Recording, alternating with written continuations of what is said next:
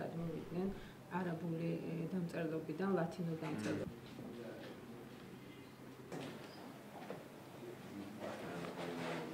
მნიშვნელოვანია ის, რომ მოხდა მუზეუმის განახლება და განახლების შედეგად კიდევ უფრო, ასე ვთქვათ, მეტი სივრცე, მეტი თანამედროვე კულტურული ურთიერთობების განვითარების შესაძლებლობები არსებობს და მნიშვნელოვანია, რა თქმა უნდა, რომ გაგრძელდეს კულტურის სფეროში თანამშრომლობა ქართულსა და აზერბაიჯანელ ხალხს შორის, ვინაიდან ჩვენ ისტორიულად, ტრადიციულად, კულტურულად ერთმანეთთან საკმაოდ ახლოს ვიმყოფებოდით და ეს, რა თქმა უნდა, შენარჩუნებას და სამომავლოდ განვითარებას და გაღრმავებას საჭიროებს.